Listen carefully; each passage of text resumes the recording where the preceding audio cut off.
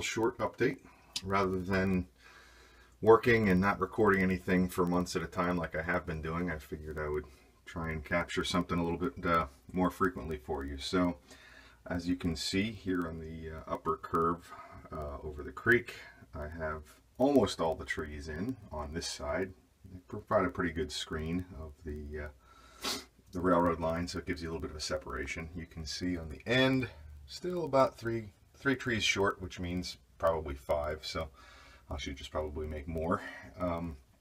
I also bought a package of leaf litter, so I used that, which is a new element that I just hadn't used before, and I'm pretty happy with that. It gives a nice appearance where you get into the understory of the trees, so you can kind of look underneath a little bit.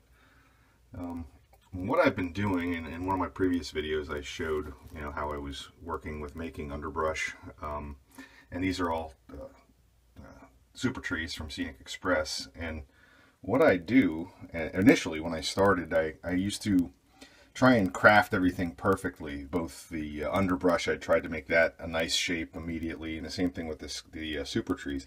I have totally changed that, and now what I do is basically just make raw materials. So when I work on an initial scene super tree, I just do the whole thing. I don't limit up or I don't prune it.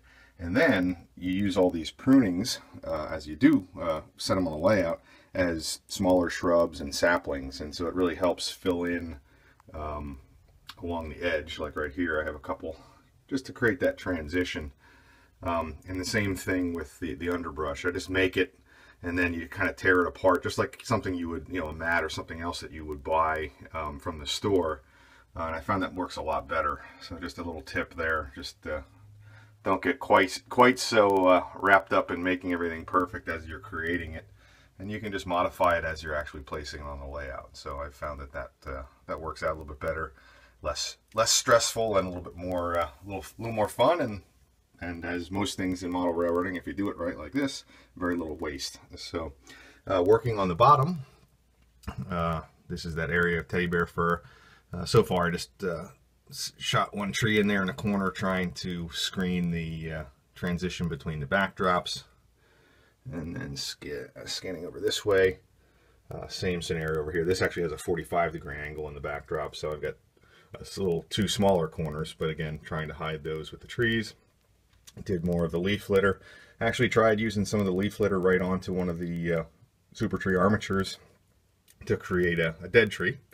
So just trying new things, and I think that worked out all right. Something I should have noted. So up here on the upper deck, I actually wrapped or bent the hardboard around the back, so there's no corners up here.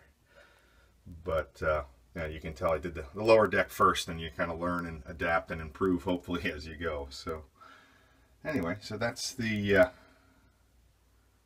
upper deck. So we're getting pretty close to having this one little spot pretty well finished. Like I said, saved for the 3 trees or 5 trees I need.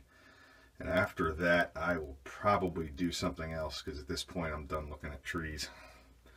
Also, something I forgot to note last time, thanks to Sparky, who purchased my 2 probably 1983 or 84 vintage wide vision cabooses for Chessie. I sold those to him and purchased some more appropriate for 1974 cabooses. So here they are sitting on the caboose track. So thanks again, Sparky, for that. And that is about it. So more to follow, but thanks for watching.